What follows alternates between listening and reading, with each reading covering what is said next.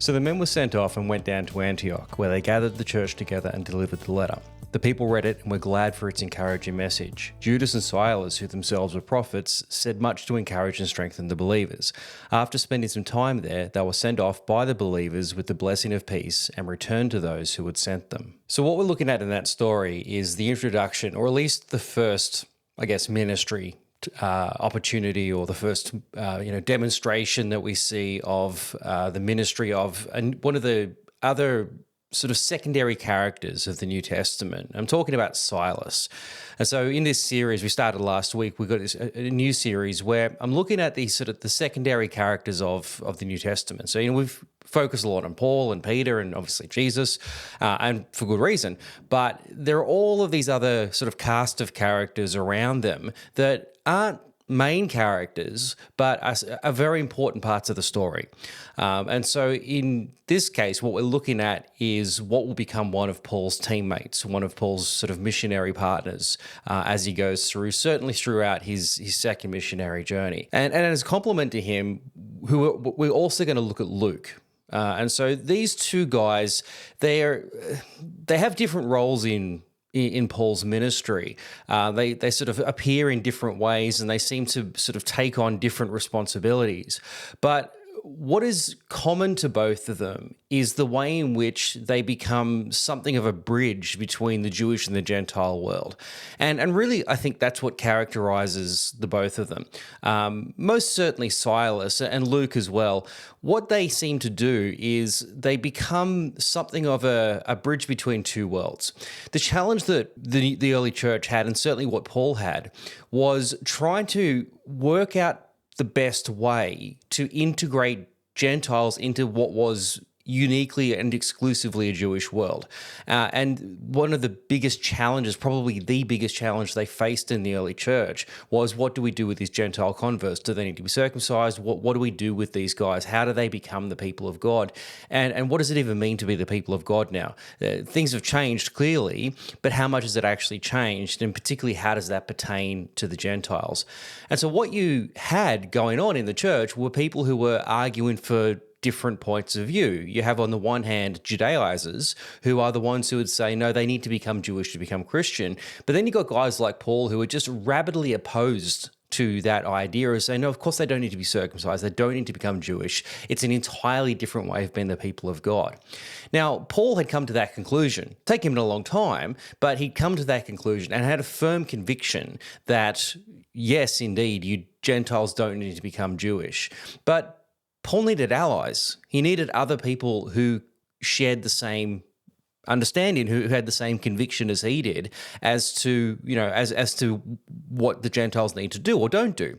And so, in order for him to be able to be successful, and for this message to go into the Gentile world, you needed people who had the right understanding of the requirements of the Gentiles to be able to go in there. Because what you find early on are other people who are going into these predominantly or churches that have a lot of Gentiles, and who are saying to them, you need to be circumcised. We saw all of this last year in the Galatians series. As one of Paul's chief opponents in that letter were Jewish Christians coming down and saying you need to become Jewish. And so what Paul needs are allies, teammates who have that same conviction that he can work with, that he can rely on, and people that can take this message to other parts of the Gentile world. It can't just be Paul solely responsible for going to all the Gentiles of the Roman world, because that's basically all of them, and it's a pretty big world. And so he needs other people who can share that load. So Silas certainly becomes one of those, and Luke seems to have a similar sort of role, if only because he's a Gentile himself.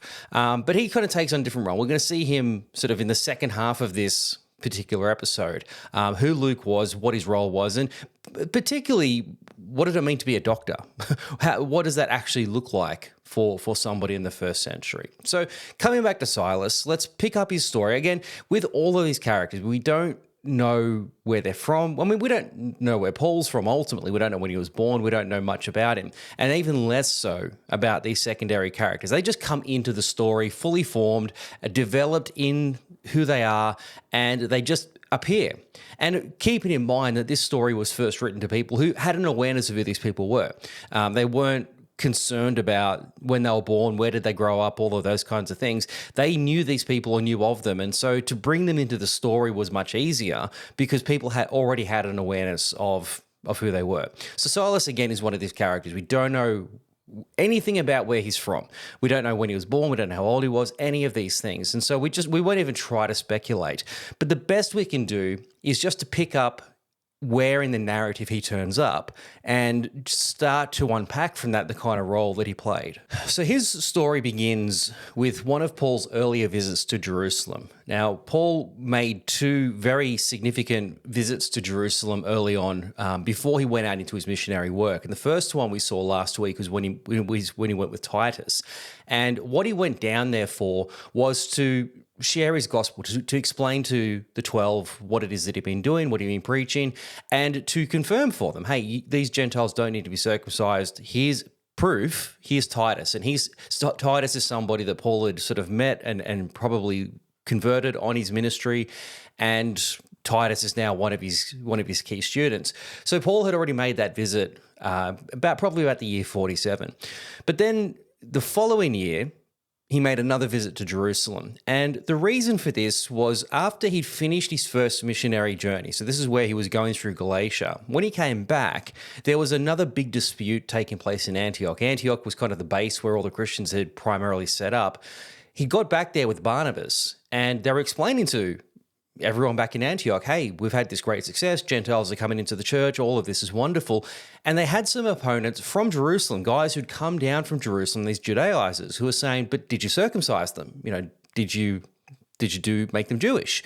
And Paul's like, no, why would we do that? And it was a huge debate, huge argument that broke out. Now, not for the first time. They'd had this argument before. This has been an ongoing dispute in the church. And so they realized, you know what, while we're not confirmed in our view on what the matter is, this argument will continue. So we just need to get a resolution. Before we can go further into the Gentile world, we need to get a firm resolution as to what to do with the Gentiles. We need to get some sort of assurance from Jerusalem, from the 12, explaining what is the requirement for a Gentile to convert to the faith. Once we've got that, then we can go forward, and we can go forward with conviction that we're doing the right thing. So they all agree that we're going to get out of Jerusalem, we're going to put all the evidence before the 12, and we're going to get some sort of decision on the matter. And so we read all this story in Acts 15 as the Jerusalem Council, and the resolution of this meeting is they all agree Gentiles don't need to be circumcised, and so they write a letter. James writes a formal letter. It's a legally binding document signed by the 12, who all agree that on these terms, Gentiles don't need to be circumcised, avoid meat with blood still in it, all of these other requirements, but the primary thing being the circumcision issue. So they have this letter, and Paul is obviously very happy about this. Barnabas is very happy. Not that they needed the letter. They know in themselves what the truth is, but now they can go to these churches and if anyone raises any objection, they say, who are you, Paul, to tell us what to do and what can't we do? Here's a letter. It's not even from me. This is from James. And this, Peter signed it. Look, there's Peter's signature. There's John's signature. If you may not agree with me, that's fine, but you're not going to disagree with those guys. So there it is. And so Paul has this formal document. But just as an added measure, the church decides to send along some of their own representatives, not from the 12, but people who are close to that Jerusalem circle, people who are obviously prominent within that, to add their own weight, to actually put their own face to this decision, and just to make sure that it's getting out there, make sure that the letter is being propagated properly. And so we read this in Acts 15:22. It says, then the apostles and elders with the whole church decided to choose some of their own men and send them to Antioch with Paul and Barnabas. They chose Judas, called Barsabbas, and Silas, men who were leaders amongst the believers. And so again, this is the first time they turn up in the story. We don't know where they come from. We don't know who they are, but clearly they're based in Jerusalem. That much we can assume from the fact that they are prominent enough in Jerusalem to be considered advocates for this Jerusalem decision. Now, why would they have been chosen? Well, again, we don't know, but the assumption would be they were probably both very vocal advocates for the decision. They were probably, throughout the hearing, would have been making a strong case for Paul's side of the debate. And so they would be the logical sort of people to go and to be its, just to be the seconds to this later on. So that's why they've been chosen. And the fact that they're based in Jerusalem would indicate to us that they're also Jewish Christians. That would seem to make sense. You wouldn't have Gentiles, prominent Gentile Christians in the Jerusalem church at this stage. That's just not something that would happen at that point. And so these would be Jewish Christians and clearly people of influence. The fact that they're selected to represent the 12, though they're not part of the 12, the fact that they're representing the 12 would suggest to us that clearly these are people who are strong members or senior members of that group. I mean, both of them may very well go back to Jesus' time. What you find in Jerusalem is the core 12, but people who were associated with Jesus' ministry. They would be people who would be the sorts of representatives that would be sent out, people who are confirmed by the church to go out and be witnesses to the gospel message. So we don't know that, of course, but it would not be surprising if their time in the church extends all the way back. And the fact that Silas, what we're going to see later on, he's not a junior to Paul. He's an equal to Paul. So that would at least suggest that he's of a similar age to the other disciples. So all of that group, they're all of a similar age. They're sort of late 30s, moving into about, sort of early 40s. So that would suggest to us that would be about Silas's age as well. He is a senior representative. He's somebody who sort of stands on his own merit. So that would kind of give us an idea of where he's come from. So by the time he encounters Paul, again, he's not like Timothy and Titus, who were young men, teenagers who Paul converted and started to train up. This is a guy who sort of stands on his own as a representative of Jerusalem, but is somebody who's clearly on the same page as Paul, somebody who's going to work closely with him in this message. And so we pick up with the passage we started off the episode with. Verse 30, it says, "So the men were sent off and went down to Antioch, where they gathered the church together and delivered the letter. The people read it and were glad for its encouraging message. Judas and Silas, who themselves were prophets, said much to encourage and strengthen the believers." So again, you can see here, these men have an independent ministry. They have their own giftings and they have their own sort of place within the church. And what we can see them doing here is coming along and voicing or bringing the voice of the council. Paul is Paul. He's just, I've been to Jerusalem. I've got this letter.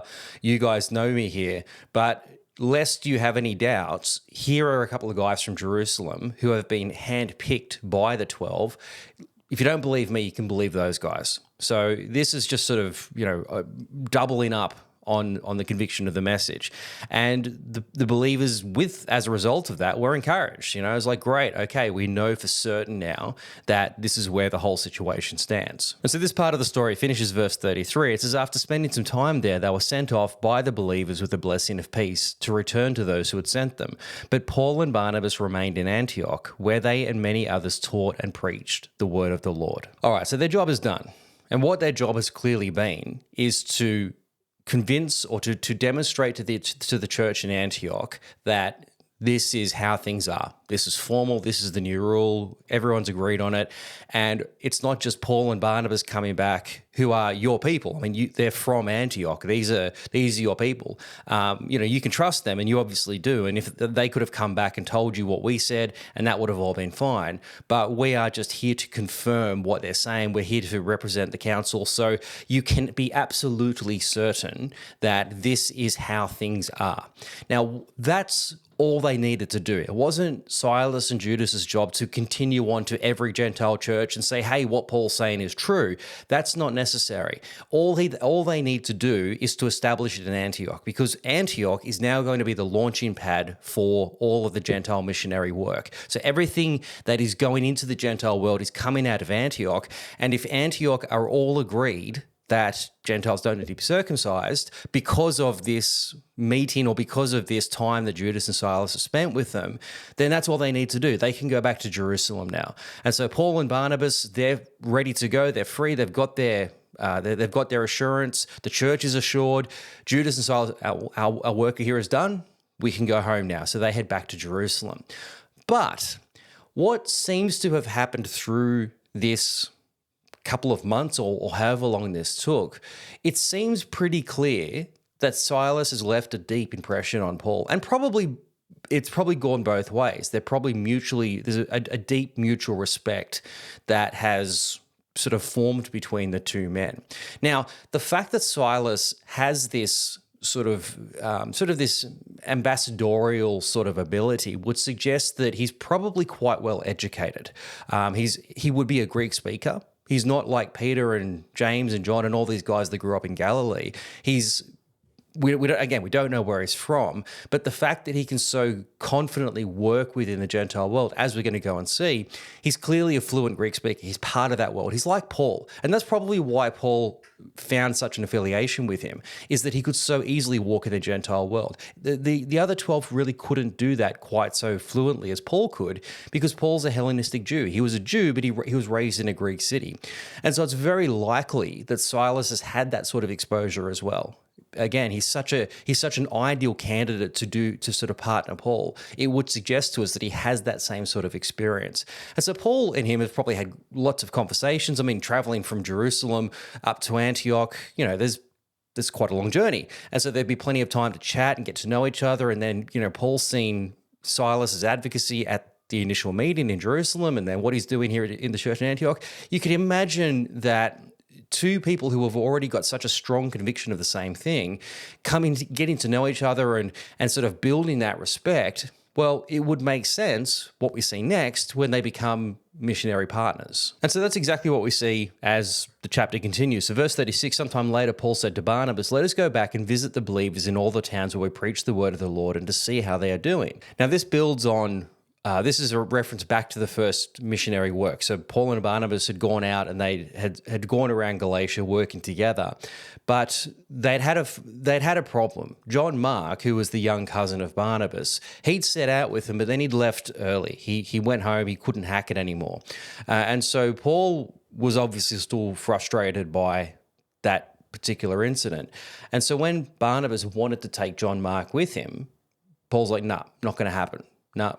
Once bitten, twice shy. But he's not going to come with us on this second time. And Barnabas has obviously advocated for John Mark, and Paul's like, "Nah, not going to have him." And so there was such a sharp dispute that they actually parted ways. And so it's quite a big deal. I mean, these are the first two key Gentile missionaries, and yet they separate. They go their separate ways. And so Barnabas kind of wanders out of the story here. He just kind of disappears, and we don't really hear much from him again, if anything. And so Paul's like, "Well, I need some help. I need another partner." And so as the story goes on, verse 39, it says, "They had such a sharp disagreement that they parted company. Barnabas took Mark and sailed for Cyprus, but Paul chose Silas and left, commended by the believers to the grace of the Lord." Now, that's a strange little incident that's happened, because where did Silas come from? The last we checked, Silas was back in Jerusalem. So Judas and Silas had gone back to Jerusalem, and then all of a sudden, Paul's in Antioch. Is about, and it's not even that long later. They're about to go off. They've got their letter to confirm Gentiles don't need to be circumcised. He and Barnabas are ready to go. There wouldn't have been a long gap between that, and yet Paul says, "All right, I'm just going to go and grab Silas and bring him along," as though Silas was probably in Antioch. You can go, "Hang on a second, I thought he went back to Jerusalem." So who knows? I mean, this is just part of the story that's completely left out. But Silas had been sent back to Jerusalem, and maybe it was, in his case, it was just to simply go and report on what had happened in Antioch. Maybe the plan was for him to come back. We don't know. But certainly he's come back to Antioch, and there he is. He's just there. Now, the fact that Paul sort of takes him as a second option would suggest that Silas hasn't come back to Antioch for Paul. It's not like they don't seem to have planned to, okay, Silas, you're going to join me and we're going to keep the work going together, because he was at that point ready to go with Barnabas. So whatever the situation is, they have Barnabas and he have the falling out. He goes and grabs Silas because he's in Antioch, and away they go. So now we've got a new missionary partner, this Silas, who's clearly the ideal sort of partner for Paul in this work. Well, so anyway, there's Silas and Paul, and they're off into Macedonia. And so this is where Silas really has his main appearance in the story, because after this second journey, he kind of vanishes again, and we never actually see him again. But throughout the next couple of years, he has a very prominent role within within the church planting work that Paul is doing. The two of them are clearly equal partners in this work, and it's somewhere within this that we have Timothy as well. We saw his story last week. He's here, but he's always sort of just off camera in the movie, just sort of as a student there. Clearly, he's definitely always there, but he's not a prominent player, because the way that these two work, it's always Paul and Silas. Silas is his own sort of independent partner of this missionary work. So we hear of him again. It's Acts 16:22, and it says, "The crowd joined in the attack against Paul and Silas, and the magistrates ordered them to be stripped and beaten with rods." And so this is getting towards the end of their time in Philippi. He and Silas have met Lydia, and they've been staying with her. They've been down to the river doing the baptisms down there, and this is after they've driven out the demon in that young slave girl. And so they've been arrested as a result of that and brought before the magistrates.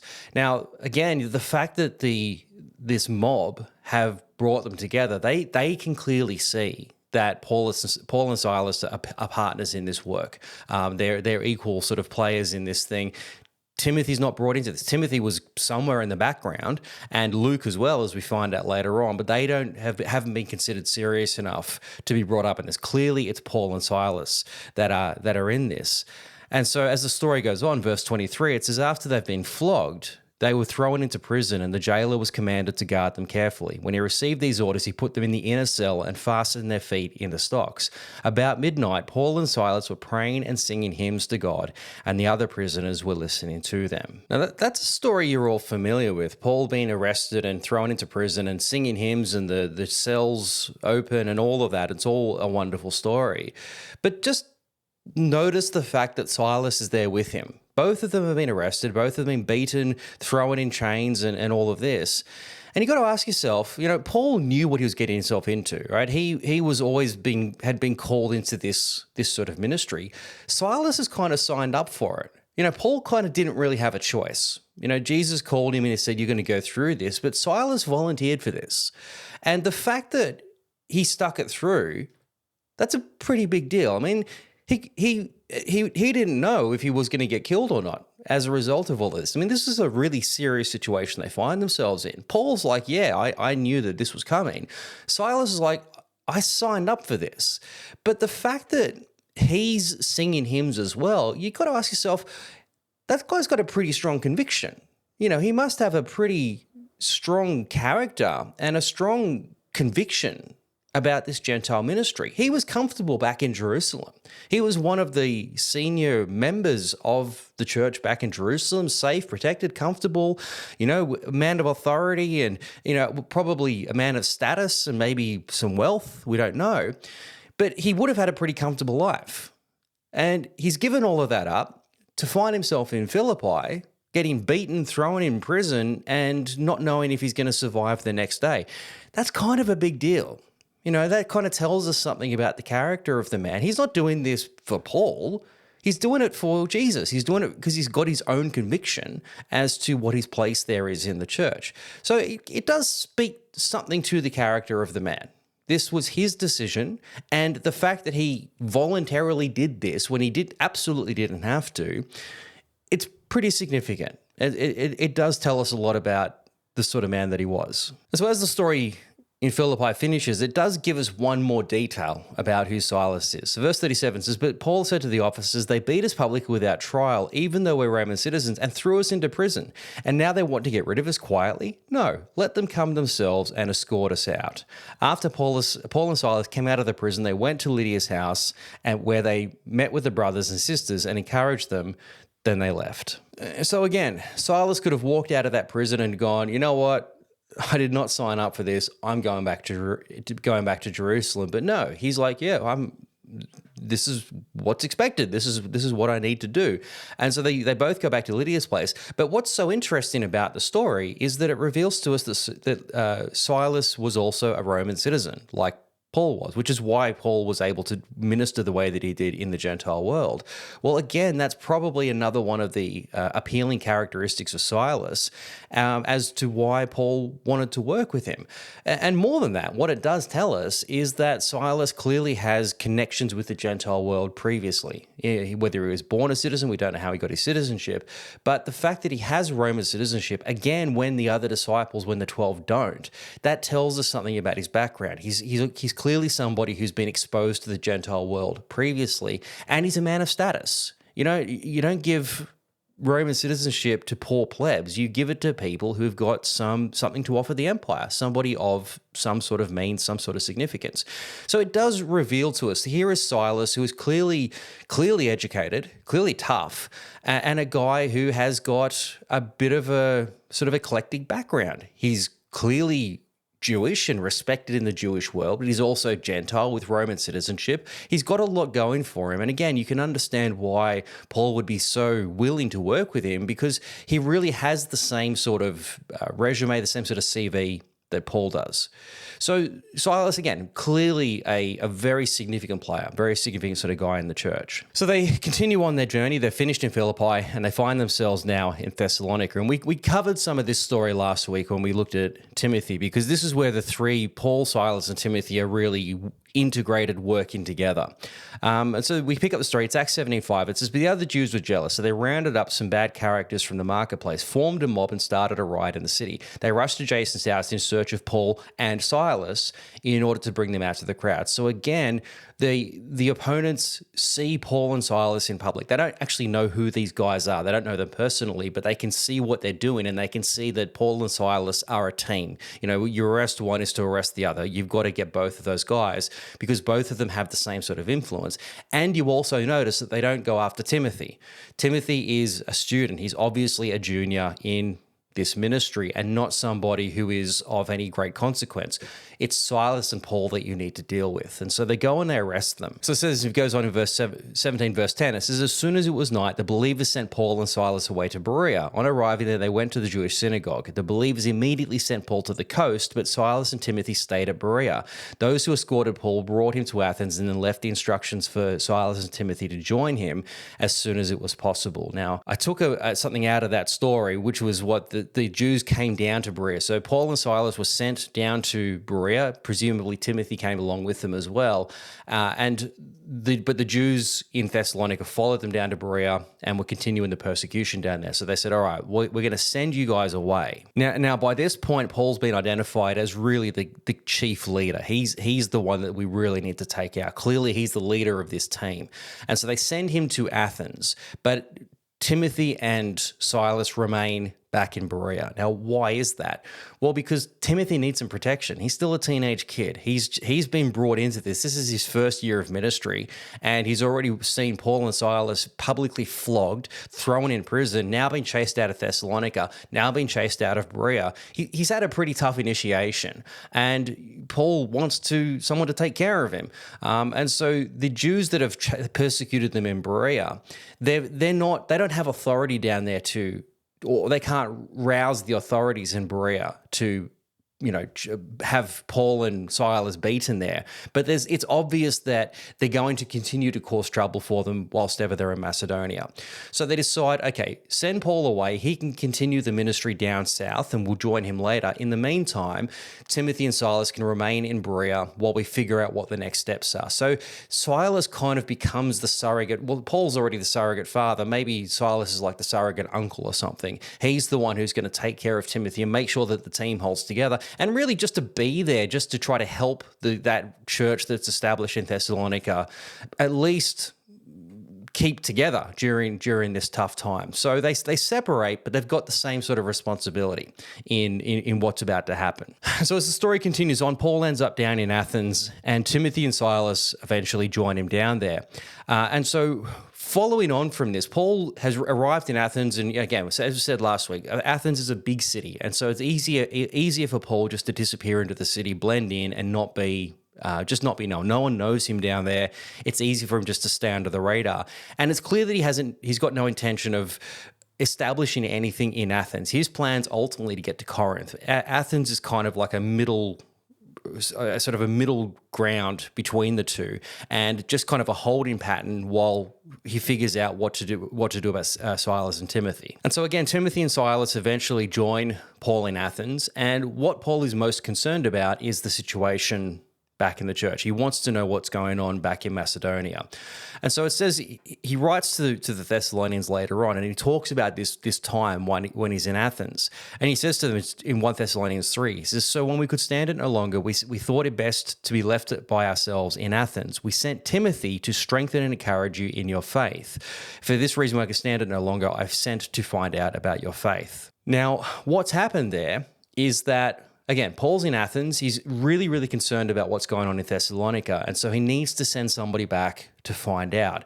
And you notice here that he only sends Timothy. He doesn't send Silas. Now, that's smart because Silas is still public enemy number one back in Thessalonica. So he only sends Timothy. Timothy wasn't a person of suspicion back when they were there. And so it would be easier for people might recognize him, but they're not going to see him as the same threat as Paul and Silas. So he can go back to the church and find out what's going on. Silas can't really do that. But Silas is still sent off, nevertheless, because we see later on that both of them come from Macedonia and join Paul in Corinth. So where did Silas go? Well, presumably he went back he went to Philippi. That would be the most logical thing. So that both of them have gone back to Macedonia, probably with separate assignments at this point. Timothy to gather information on what's going on in Thessalonica, and Silas to go to Philippi for what we see later on as being a collection. He takes up a collection of finances to bring back to Paul. And so as the story continues, Paul leaves Athens. He heads down to Corinth, where he's joined later on by Timothy and Silas. And we read this, I saw this story last week, we'll read it in Acts 18:5, where Timothy and Silas join Paul and he can devote himself to full-time preaching. Now, the thing that's changed at this point, Paul had previously been doing his tent making and now he can devote himself to full-time preaching. The thing that's changed is that Timothy and Silas have brought money. They've brought some support from the Macedonians and most specifically from the Philippians. So they've sent that support down. Timothy and Silas have probably reunited somewhere in Thessalonica, maybe in Berea, we don't know, and then they've joined together and they've come down to Corinth, and that's where they've met Paul. And so Timothy comes back, and his assignment had been to see what's going on in the Thessalonian church, which is what he's done. And so he comes back to Corinth and he reports that, hey, think that they're hanging in there, they're doing well, like they haven't completely crumbled under the pressure yet, but there are some issues that are going on. And so Paul writes our First Thessalonians, and he writes it with Timothy and Silas. They're all co-authors on the letter, and he sends that back presumably with both men. We don't know, but certainly Timothy and maybe Silas has gone back to Macedonia with them. We're not sure what his role actually was. But First Thessalonians gets sent back from Corinth with the men. They come back, meet Paul again in Corinth, and they say, hey, look, things are still doing okay, but there's still these other concerns. So then he writes 2 Thessalonians, sends it back presumably with both men, because again, both men are mentioned at the start of the letter as co-authors with Paul. And so eventually they come back to Corinth, and that's where they're going to spend the rest of their time together. So Paul, Timothy, and Silas are working together in Corinth. And what we find out later on from 2 Corinthians is that the three men have been preaching there in the church. So it's not just Paul doing the training and the preaching in Corinth, it's also Timothy and Silas as well. So here we've got the three men working together, and Silas clearly has been a key partner with Paul in this ministry. Now, as far as Silas' story is concerned, he disappears. That's the last we actually hear or see of him in the story of Acts. And so what happened, we absolutely have no idea. We can speculate, perhaps Timothy, by now, it's been a couple of years of ministry. Paul started this journey in 49 and the beginning of 49, and by the time he leaves Corinth, it's the end of 51. So, we've had a good 3 years of training for Timothy, and he's seen and done a heck of a lot by this point. He's been persecuted. He's watched Paul and Silas get beaten. He's had to flee for his life. He's written letters. He's preached. He's done the ministry, right? The guy's had a pretty decent apprenticeship by this point. And as we see later on in Timothy's story, we talked about it last week, from this point, Timothy starts to have his own ministry. He's the one who's going back and forth, doing some work with Paul. He kind of takes on a junior partner role that Silas had previously filled.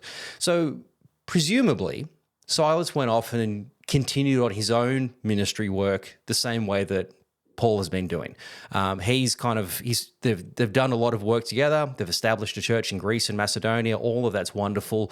They've trained up Timothy and presumably some other young men as well. And so you don't need two Pauls. You don't need two strong leader figures, senior figures like Paul and Silas working together at that point, because there's a big world to preach to. Both these men have very big ministries individually, and so if they're working together, it's just going to minimize that. And so he's kind of sent off, presumably, to do his own stuff. Now, we get one mention of him later on.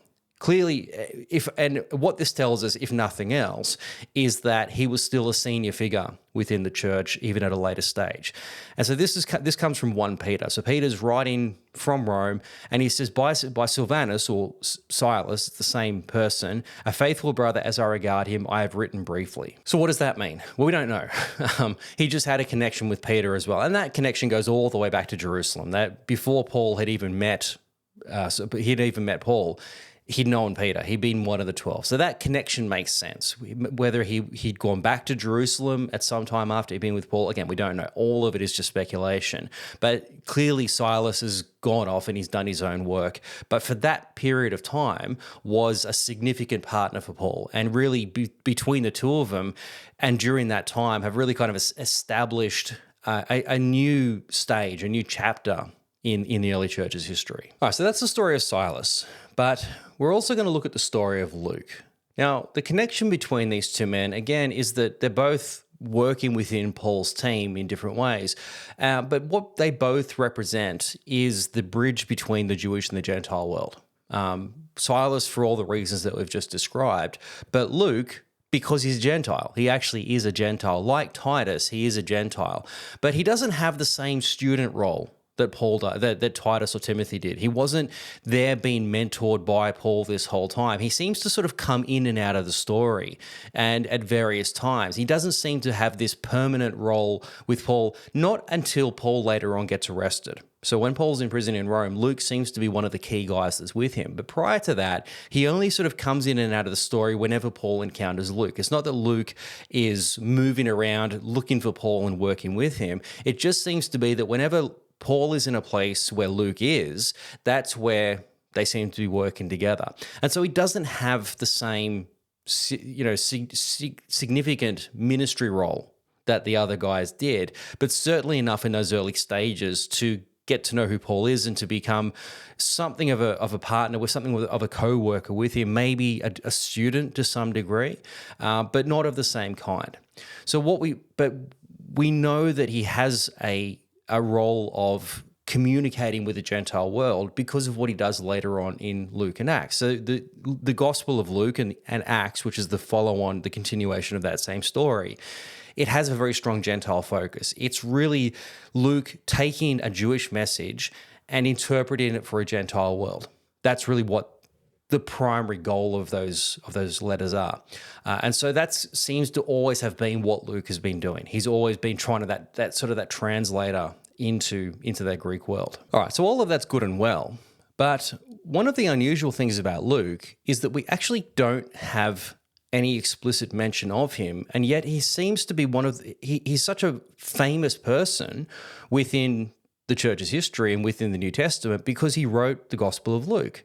Even though nowhere in the Gospel of Luke does he actually mention himself as being the author. And we also know that he wrote Acts because those two letters are connected. And the reason we know they're connected is they both at the beginning of each one address the same guy. Both of them are addressed to some guy named Theophilus, who was clearly the guy who paid he was the patron who paid for these two documents to be written in the first place. So that connects the two together. And so we know that it's the same author of Luke and Acts, but how do we know that it's actually Luke? Because again, there's no mention of Luke. Luke wasn't even obviously around during Jesus' time. So the story of the gospel of Jesus in Luke was not a story that Luke was involved with. He only comes into the story later on in Acts, but we don't see any explicit mention of him. And the only reason we know that there's an author in there somewhere is because at various times through the gospel, through Acts, we have mentions or the narrative shifts to we. So as the story of Acts has been told, it's always sort of been told in a third person. It's always been told as Paul did this, or Peter did this, or they did this. It's always about a narrative being told about somebody else, and the narrator is just sitting back and just telling the story as sort of as an onlooker to the story. But very occasionally, he enters into the story. The narrator becomes part of the story, and it becomes we. Rather than Paul or somebody else doing something, it's we did this, we did that. So what that gives us an obvious clue is that is during those points where the author is a part of the story, but it doesn't tell us who he is because it only says we. Now, again, we take for granted that Luke wrote it because church history has established that Luke was the one who wrote these two documents. But we don't actually have that explicit reference apart from this we. So what does the we tell us? Where does the we come into it? And what kind of clues might we gather from those particular passages, what we call the we passages? Well, the first key one we pick up, and it's a longer one, we'll read the whole thing because this is where this author comes in as a prominent part of the story. So it's in Acts 16:8. It's when Paul's in Troas. It says, so they passed by Mysia and went down to Troas. During the night, Paul had a vision of a man from Macedonia standing and begging him, come over to Macedonia and help us.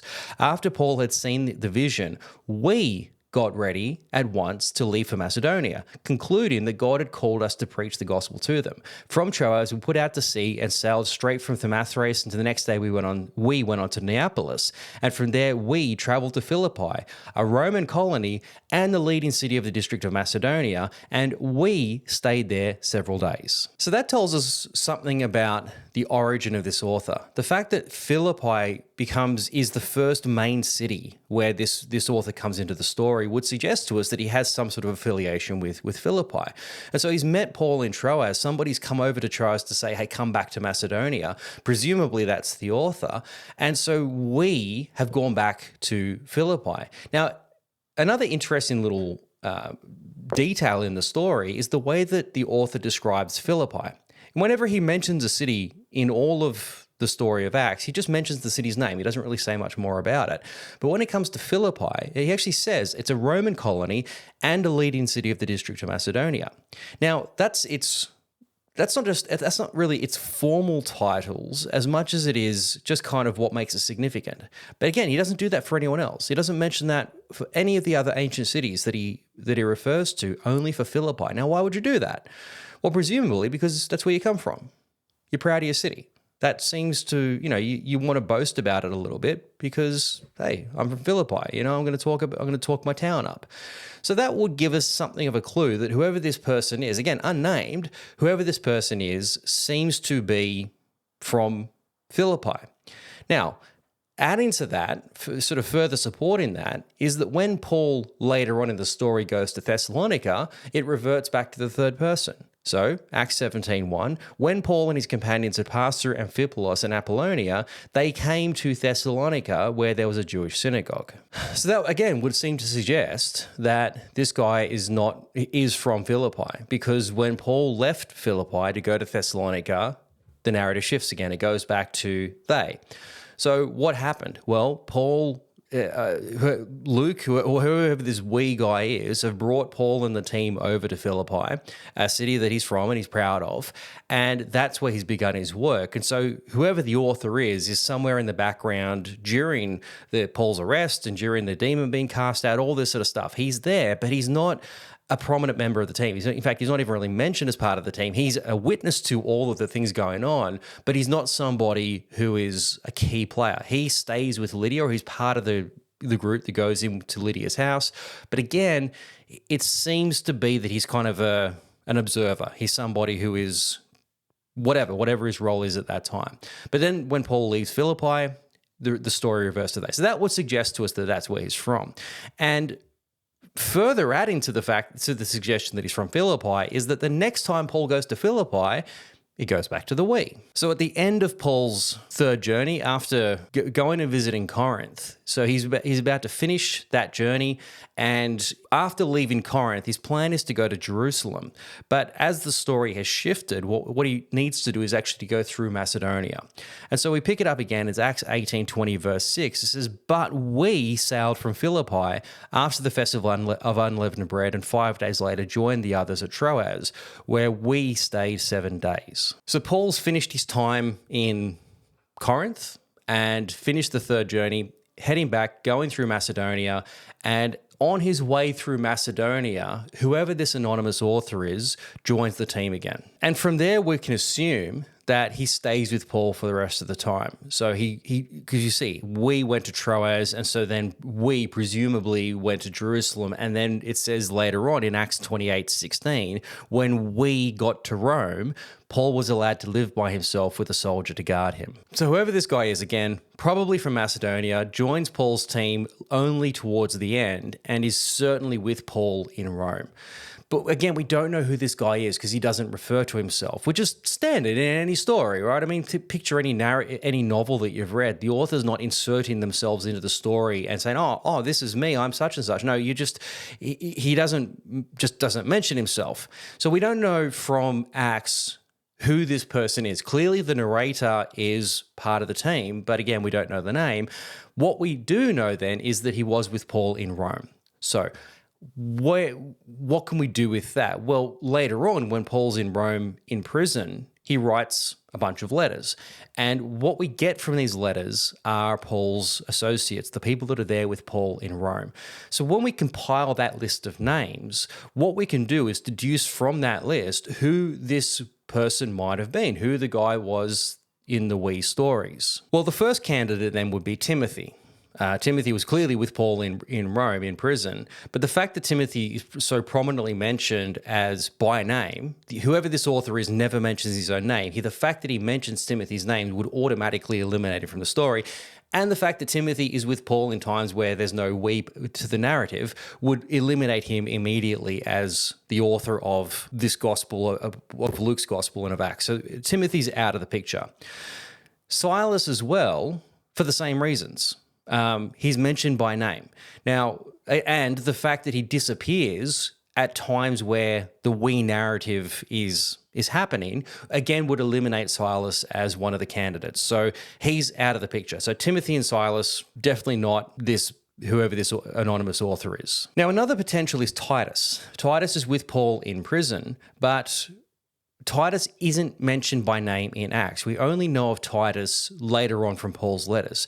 So that might suggest to us that maybe he was the author of Acts. The fact that he's not mentioned, but he's clearly with Paul for significant parts of Paul's ministry, that would suggest something to us. But again, Titus is in parts of the story where this other guy certainly isn't. And we know of things that Paul was doing with Titus where one, he would have put those into the story of Acts, and he would have said, we were the ones doing this. Primary amongst these would be when Paul went to Jerusalem to present his gospel. We know that Titus was there with him. We looked at that story last week. So clearly Titus was there with Paul in Jerusalem. You would imagine that he would have put that in the story of Acts and said, we went to Jerusalem and Paul presented his gospel. The fact that it's not even mentioned would eliminate Titus as being one of the candidates, and the fact that, as we saw last week, Titus was going back and forth to Corinth. Again, you would imagine that would have been mentioned in Acts, and it would have been mentioned as we. So just because Titus was one of Paul's partners in the ministry work, but wasn't mentioned in Acts, but again, he turns up in places that Paul just simply wasn't, the author simply wasn't there. Another option is Demas. Demas is there with Paul at some points during the Roman imprisonment, but then in 2 Timothy 4:10, it says, Demas, in love with the present world, has deserted me. So probably not the guy who went on to write the Gospel of Luke and Acts. We can pretty much eliminate him based on his character. Tychicus, same thing. He's a guy who's mentioned as being with Paul in Rome, but Tychicus is also mentioned by name in Acts 24. So if the name gets mentioned, he's probably not the guy. So we can eliminate him as one of the candidates. The last option is Epaphras. Epaphras we know was with Paul in prison, but Epaphras is more associated with Asia Minor. He's more from the sort of Colossae, Ephesus, from that region over there, really nothing to do with Macedonia. So whoever this we guy is, he seems to be based in Macedonia, whereas what we can gather is that Epaphras is more based in Asia Minor. So that would at least eliminate them. And the fact that Epaphras just isn't really involved in any of the we stories, again, would suggest that this isn't the guy that is the mention there. So what does that leave us with? Well, just by sheer deduction, the last person that's mentioned as one of Paul's associates in Rome during his time of his imprisonment is Luke. And so just by virtue of eliminating all others, all that leaves us with is Luke. And Luke is a prominent member, a prominent figure during this. He's mentioned in most of the letters, and he's even mentioned at times when there's nobody else around. So in 2 Timothy, it says, only Luke is with me. So Luke is clearly a key associate of Paul at this point, which would make sense later on that when he writes out the Gospel of Luke, and particularly when he's writing Acts, a lot of the focus of Acts is a defense of Paul. It's really an explanation of Paul's ministry and Jesus' ministry, but also Paul's ministry to a generation that have probably forgotten who Paul is. It's written after Paul's life, and it's written to a generation who've probably got the wrong idea about who Paul is. The fact that Paul was imprisoned, the fact that he was martyred under Nero would maybe cast some aspersions about who the guy actually is. And so Luke is writing something of an explanation, of an apologetic about who Paul actually is. And so we can gather from the time that he would have spent with Paul at the end of his life that would have been where a lot of that inspiration came from to write the story that he did. So Luke, then, we can identify as being the author. But there's one other important detail that we know about Luke that really makes him so well known, and that's the fact that he's a doctor. Now, how do we know that he's a doctor? Well, because of one of these random, vague references to Luke. He says in Colossians 4:14, Luke, the beloved physician, greets you. Now, that's the only clue we have. I mean, he's such an important person, and he's so well known in the New Testament by virtue of writing one of the Gospels, and yet we know almost nothing about the guy, and he's barely mentioned in the New Testament. It's really quite remarkable, and one of the most significant details we have of him, based on this tiny little reference, is the fact that he's a doctor. So what does that reveal to us about him? Well, first of all, he's clearly educated. There's no doubt that this is an extraordinarily well-educated man because of the fact that he wrote Luke and Acts. So these are very, very good books. They are very well written, very well researched. The guy's a good historian. He's a great author. He's very articulate. He's got all the skills of somebody who is highly educated. Clearly, he's Greek. We can assess that. And interestingly about that, he's the only Gentile author of the New Testament. Everyone else is Jewish. He even gets in on the merits of his skill, even though he's a Gentile, which is really quite an extraordinary thing. Most likely from Philippi, which says something of, he's from a pretty prominent Roman city. We would have to assume he's a Roman citizen based on his ability to travel around with Paul and the sort of the privilege that he seems to have. So he's a sophisticated guy. He's clearly a very skilled, educated, elite man who doesn't seem to be closely associated with Paul during Paul's time when he's free, but whatever role he played, Paul has clearly had an influence on him. We can only speculate what that would have looked like, but clearly there was some influence there. But this other detail about him being a doctor, what does that tell us? Well, again, one, it tells us that he's very well educated, but we have to get this idea out of our heads of what a doctor might have looked like. When we think about a physician, a doctor today, we think about somebody who is one of the most educated professions on the planet. Years of university, years of training, and just such a high level of responsibility that a doctor has. Very well paid, very wealthy, very sophisticated, all these things. Doctors are kind of this very elite status that that we associate with that sort of role.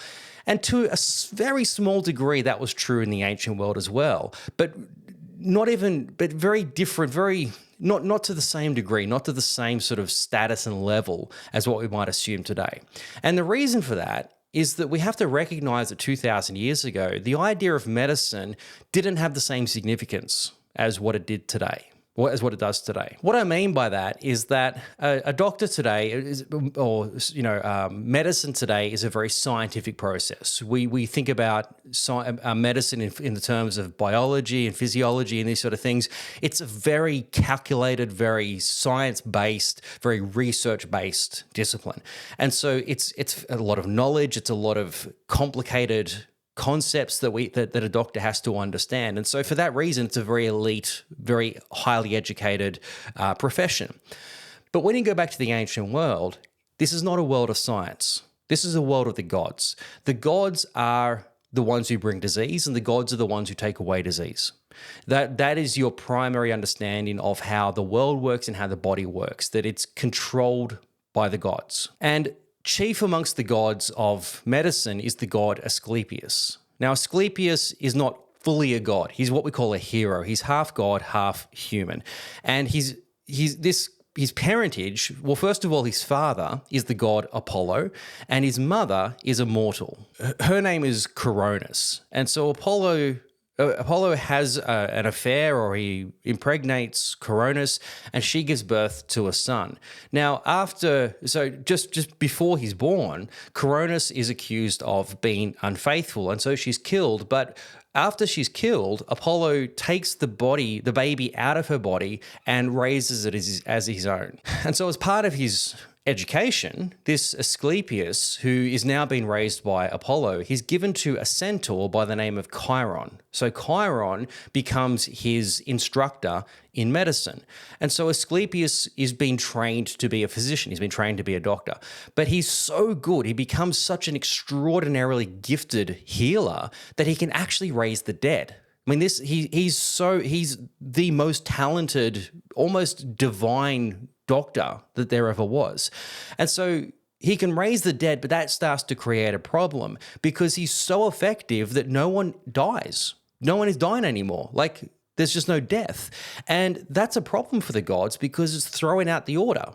The whole order of the universe requires people to die. The fact that he's not dying means that Hades, who's the god of the underworld and the underworld itself, is going out of business. There's no dead people coming anymore. So Hades goes back to his brother Zeus and he says, "Hey Zeus, we've got a problem here. No one's dying anymore because of Asclepius. You got to deal with this." And so Zeus intervenes because he can recognize that this is a problem as well. And so he kills Asclepius with a lightning bolt. Just kills him, eliminates him. And so problem solved. Now people start dying again and all of the order goes back to normal.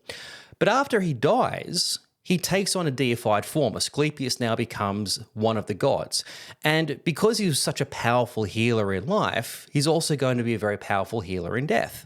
And so you turn to Asclepius as your god, your patron of healing. He becomes the doctor of the god of medicine. And what you find happening or turning up all over the ancient world are these temples, these sanctuaries to Asclepius.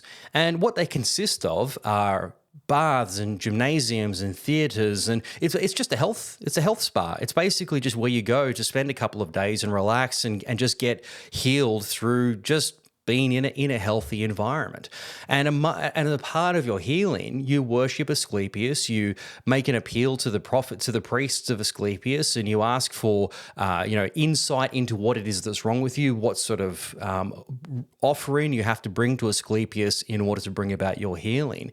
And so that becomes now the way that you get healed. These are the hospitals of the ancient world. This is when Paul's going around to these cities, he's places like Corinth, he's going past these sanctuaries to Asclepius, which is where the everyday person is going to get healed.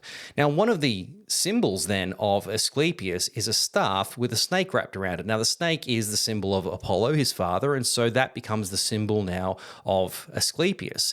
Now, you'd be familiar with this because you still see it in Western medicine. You see a staff with a snake wrapped around it. That's Asclepius's logo. That's his symbol. And that continues on even into modern medicine. So I say all that to say, that's what medicine was in the ancient world. So we're not talking about a sophisticated, highly scientific, biology and germ-based understanding. They had no concept of what a germ was. There was no such thing as germ theory in the first century. If you're sick, you've done something to offend the gods, the only way you can get healed is to go back and get the gods to heal you. However, there was parallel to the supernatural understanding of the human health and human situation.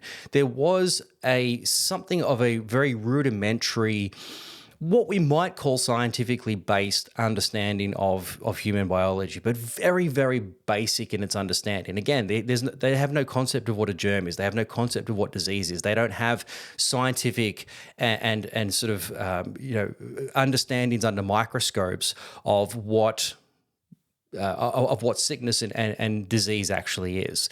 But they can recognize patterns. And this is what was so unique about the Greek way of thinking, is that it still has the origins of science built within it. It's through observation. You can see patterns. You can see, if I do this, that causes this, and if I do that again, it has the same effect. You observe what's going on in the world around you, and you can see the patterns. And if you can understand the patterns, you might be able to move somewhere towards bringing those things under control, particularly in the case of disease. You can see that there's certain symptoms that turn up when certain things happen, and when we added this particular poultice to it, or we gave them this particular plant, or whatever it might be, it seemed to have this sort of effect, and the same effect was seen in different people. So you start to see these early understandings of what we would call modern medicine, and there was enough knowledge of that to be trained in, that you could become a doctor. You could become somebody who's studied all of the combined knowledge that we have of what is medicine, and you can become somebody that people can turn to for healing. Now, the reality was that in most situations, the common treatment, the common way to deal with things is just bloodletting, literally just to cut you open, drain as much blood out as they can without you actually dying, and hopefully in doing that, get whatever it is that's in you out of you, and that should heal you. So bloodletting tends to be the default in most of these things. It's still extraordinarily primitive treatments for any of this, because there's no understanding of how any of this really works. But you can be trained in that. You can have a basic understanding of, if somebody breaks a bone, how to reset a bone, or how, if somebody has got some sort of symptoms, that these particular plants or this particular combination of various things might be something of a solution to that.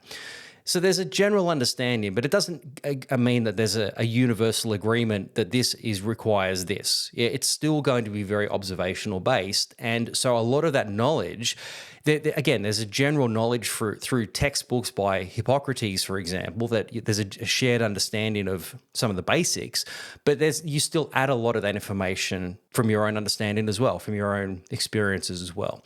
And so what you would do then, if you're training to be a doctor, you would go through a normal educational process. So that would look like, a typical training in literature. It would be trained in grammar, trained in all the arts, in the same way that any young elite boy is trained and educated for higher studies, the things that are going to lead him into a profession.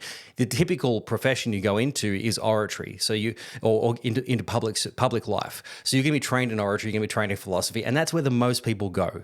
That you're going to basically be trained to be a politician and a lawyer. So that's the typical path for an elite boy. But in some cases, you go into medicine. So you go through all of your training up until you're a teenager, and then you join the school of a particular physician or of a particular healer, and you learn skills from them like an apprenticeship. And so that would make sense. Luke has clearly been trained as an orator. He's been trained as somebody who is very literate, somebody who's got a very sophisticated skills in that area. But then he's gone off and he's studied medicine. He's studied with whoever his teacher was, whoever his instructor was. He's done an apprenticeship with this person, and that's become his career. So he would be somebody who would be consulted. He'd be somebody probably based in Philippi that people would come to, and if they can afford him, they would pay for his services, and he would be the local physician. Now, that would explain why he doesn't travel around very much. He's probably got a practice in Philippi. That means that he needs to be based there. But when he is with Paul, and certainly when he's with Paul in prison, he's going to be a very handy guy to have around, because, they're not the best circumstances you find yourself when you're in prison. And so for Paul to have a physician around is going to be very handy. But apart from that, we don't really know how much Luke was really involved in Paul's ministry. He seemed to come in and out of the story, but more so whenever Paul was around him, not the other way around. And it's only until later on, when Paul's in prison, that he seems to sort of have the initiative to start to follow Paul around. Why he made that decision, we don't know. And beyond that, we don't know that much more about him, apart from the fact that he wrote two of the most significant texts of human history, certainly of the New Testament, and what actually becomes probably about a quarter of the New Testament by virtue of its length. And, as I said earlier, what he wrote was something of a translation of a Jewish world into a Gentile world. And really, he's the ideal candidate for it because he was first and foremost a Gentile. But anyway, we've taken a lot of time today, so hopefully it won't be as long next time. We'll see how we go. But that's Silas and Luke, at least as much as we can assume about them. Hopefully that's somewhat insightful of these two relatively well-known people within the New Testament. And when we come back next week, we're going to look at some more similar people of the New Testament. But otherwise, have a really, really great week, and I look forward to seeing you next week. All the best.